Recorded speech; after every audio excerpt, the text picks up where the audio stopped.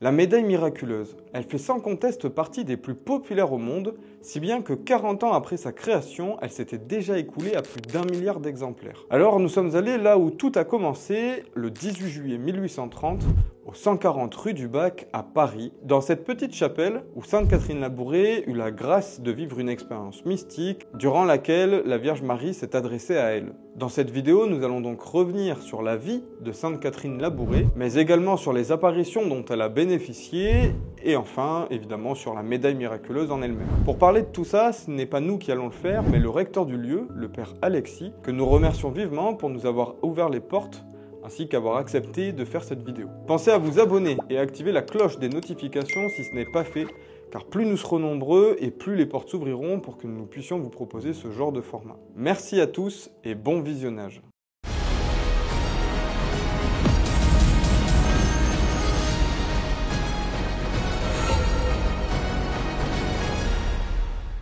Bonjour Monsieur l'abbé. Bonjour Aurélien, comment ça va? Bien et vous? Merci beaucoup, c'est très gentil, merci. On est ravis de vous rencontrer pour parler de tout ce qui s'est passé ici, à la rue du Bac. Premièrement, est-ce que vous pouvez un petit peu vous présenter et présenter vos fonctions au sein du sanctuaire? Moi, je suis le père Alexis Cerquera, je suis colombien d'origine, lassariste. J'habite en France depuis l'année 2000.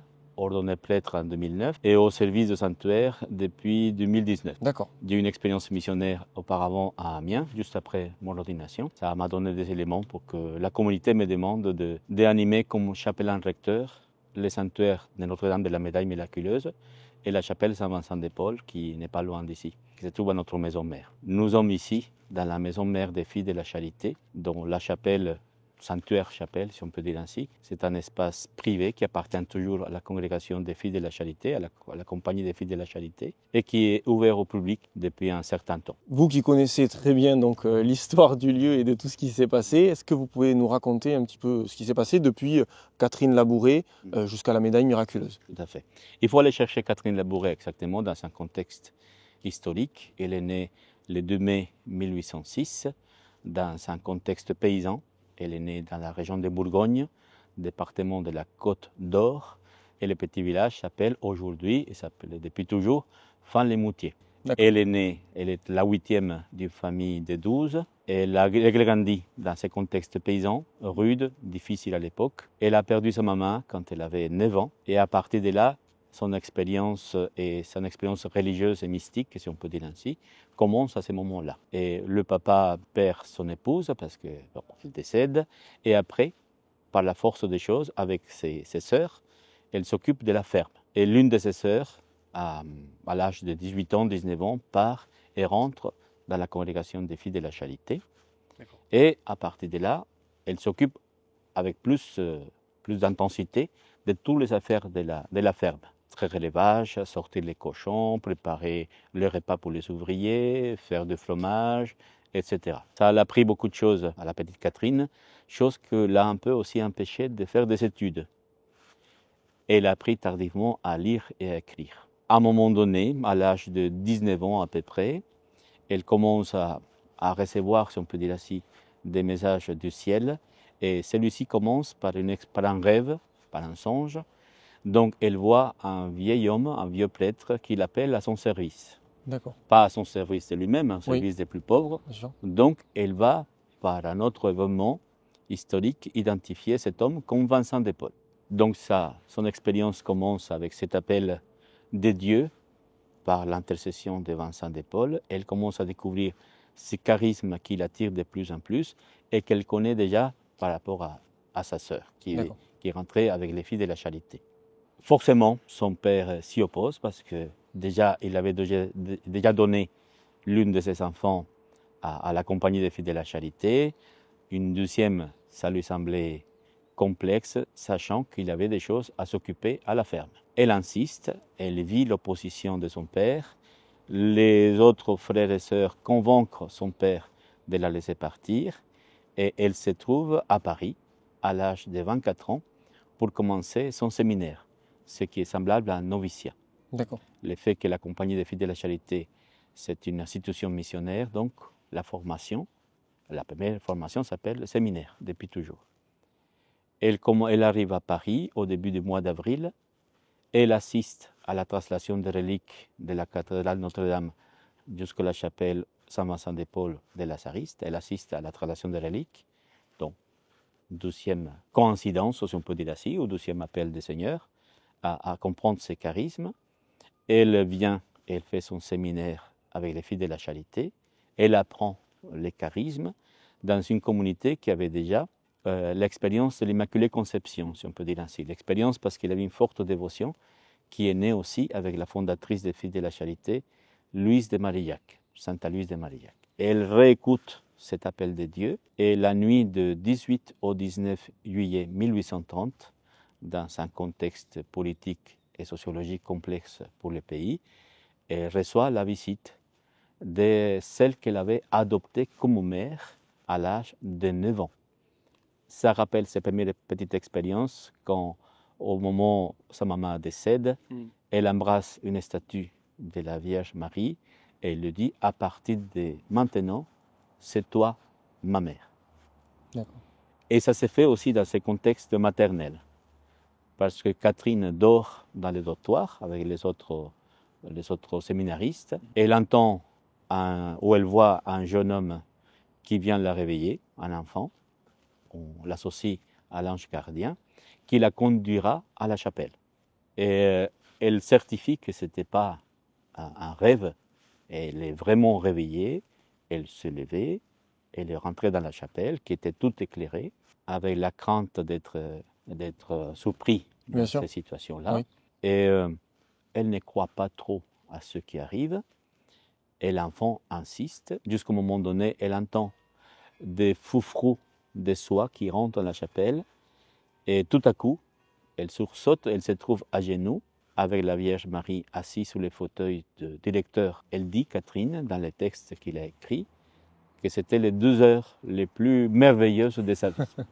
Et c'était un dialogue maternel, délicieux. Elle a passé 2 heures à peu près de dialogue, d'après ce qu'elle raconte. Donc, à ce premier moment, elle reçoit une demande de créer ou de former un groupe de jeunes qui sera dédié à la dévotion mariale, ce qu'on appelait à l'époque les enfants de Marie. Aujourd'hui, jeunesse mariale vincentienne, qui est répandue par tout le monde. Aussi, elle reçoit un appel de Marie à être fidèle au charisme de Vincent de Paul et de Louise de Marillac, dont les 2 compagnies fondées, ou les 2 congrégations fondées par Louise et Vincent, traversaient un temps de crise à cause de l'influence politique de l'époque. Mais elle entend d'autres messages.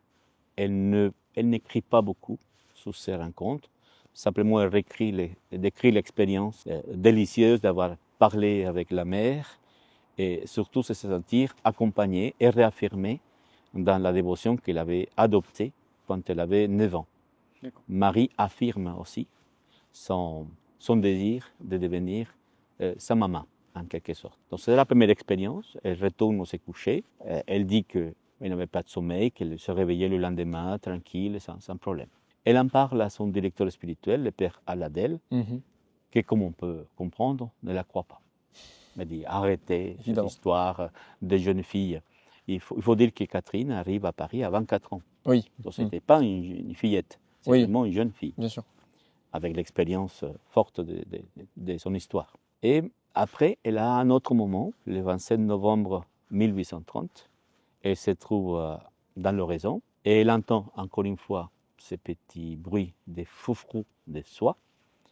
Elle se trouve au milieu de ses sœurs, dans la chapelle. Elle voit apparaître sur un coin de maître-autel, de chœur, et elle voit la Vierge apparaître avec un globe doré qu'elle porte entre ses mains, à l'autour de sa poitrine, et elle entend une voix, celui-ci, c'est le monde entier, et chaque personne en particulier que je protège, que je garde, que je présente au Seigneur. Et elle voit que la dame porte des bagues de différentes couleurs, et après, elle voit le globe disparaître, et la dame ouvrir les mains, et de ces bagues sortent des rayons. Elle entend encore une fois la voix qui l'explique, c'est que ce que tu vois, c'est des grâces qui vont être données à celles qui les demandent avec dévotion. Et par la suite, on voit apparaître sur 2 tableaux l'image de ce qu'on appelle aujourd'hui la médaille miraculeuse. D'un côté, Marie qui ouvre les mains, de laquelle sortent des rayons. Tout autour, la prière que Catherine entend et qui réaffirme les dogmes de l'Immaculée Conception. Ô Marie conçue sans péché, priez pour nous qui avons recours à vous. L'image tourne et on voit apparaître le cœur de Marie et le cœur de Jésus surmonté de la lettre M avec une croix qui les unit. Elle entend une fois la voix qui demande à Catherine de faire frapper une médaille sur ce modèle-là. D'accord. Oui. Chose qui ne sera pas faite tout de suite. Oui. Ça va prendre du temps parce qu'il faut faire entendre cela.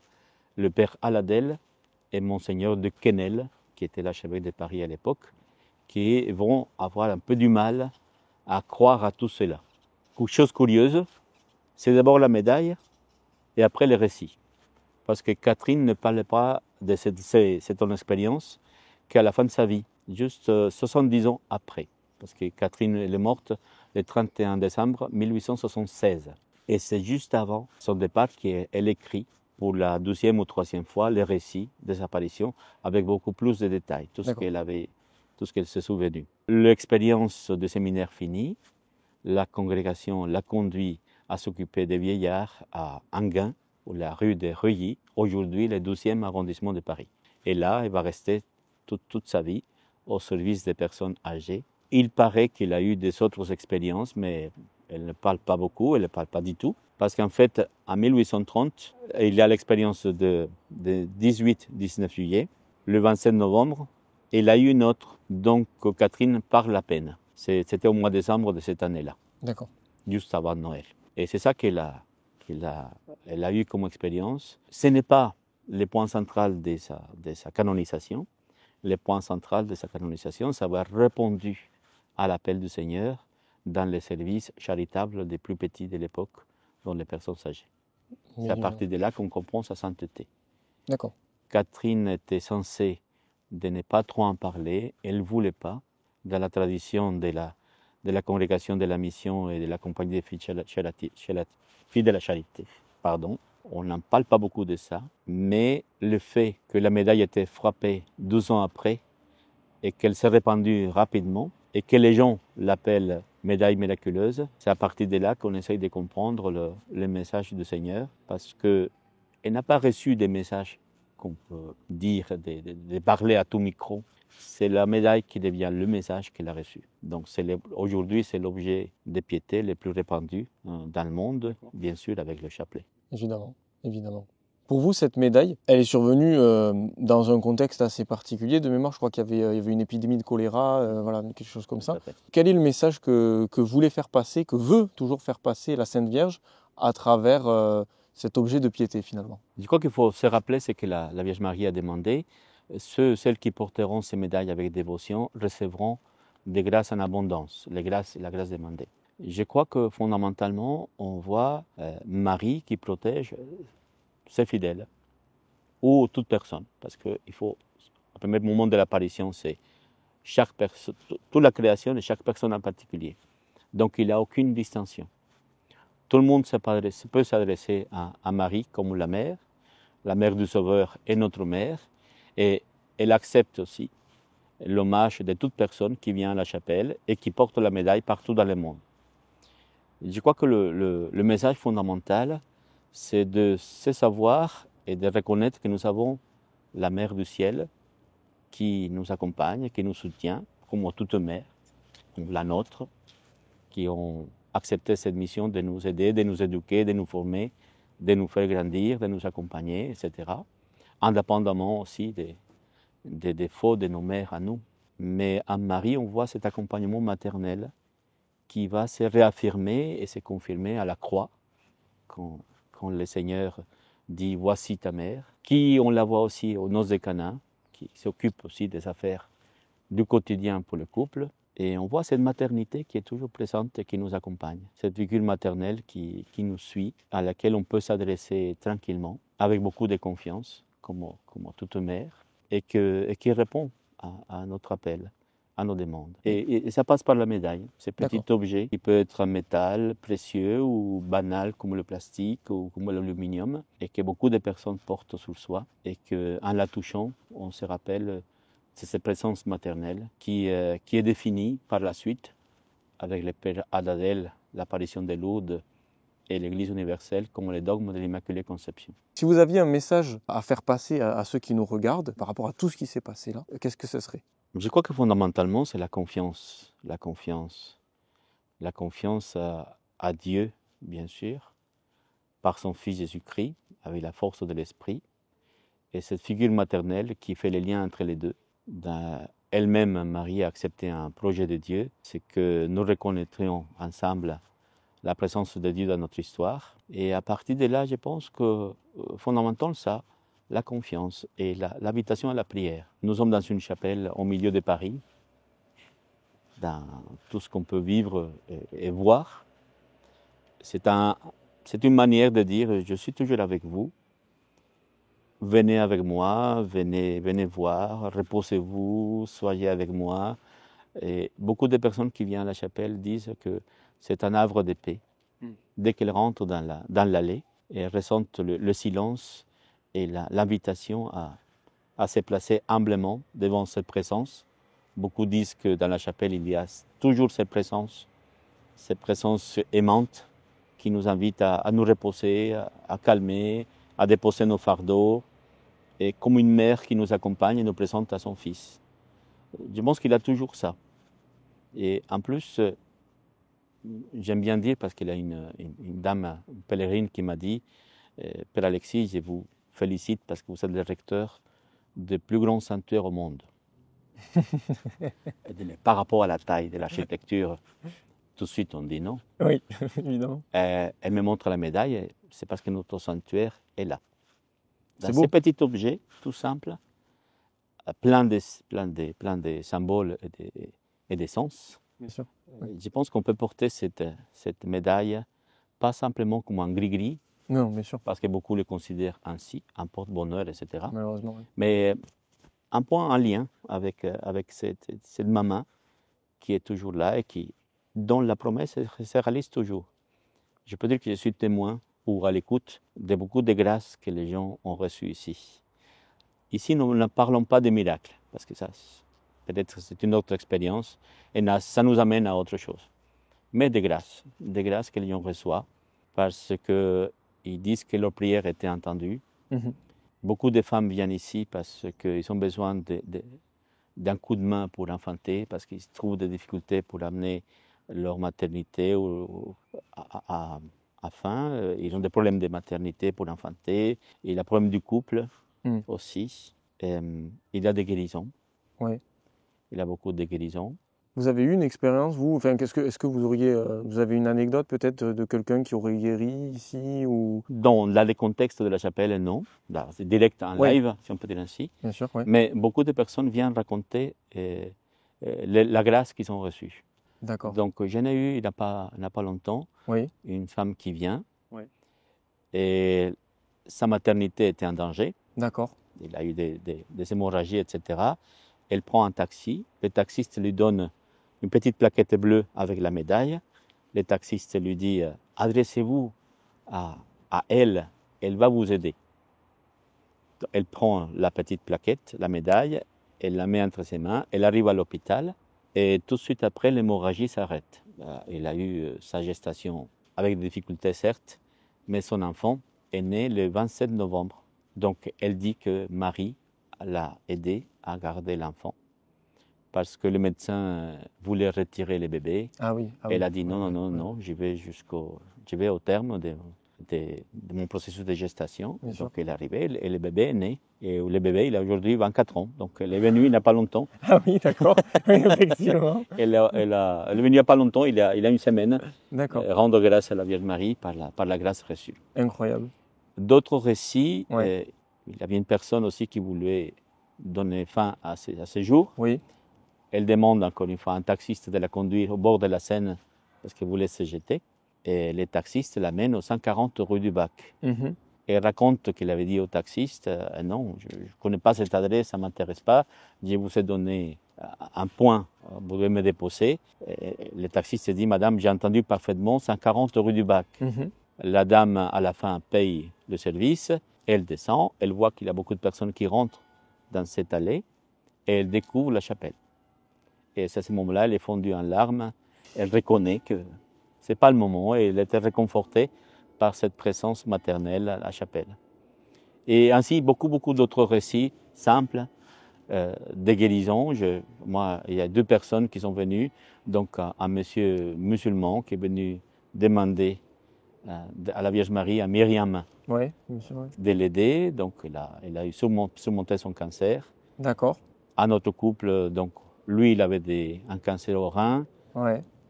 Le bébé était en route. Oui. Il est guéri ou en rémission de son cancer et le bébé est là.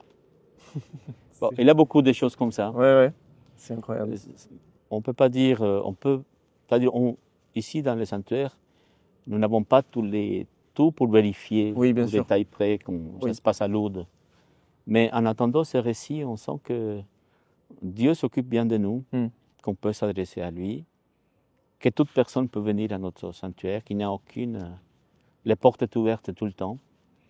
On répond à cette invitation aujourd'hui du pape François de savoir accueillir, de partager la miséricorde, de célébrer les sacrements, dont le sacrement de la réconciliation de manière particulière, l'Eucharistie. Et on entend toujours cette femme, excusez-moi de dire comme ça parce que j'aime beaucoup appeler Marie femme par l'évangéliste Jean, faites ce qu'il vous le dira. Et je crois qu'on entend toujours cette femme qui nous parle, faites ce qu'il vous dira. Parce que Marie nous conduit vers son Fils, et son Fils nous aide à avancer dans la foi.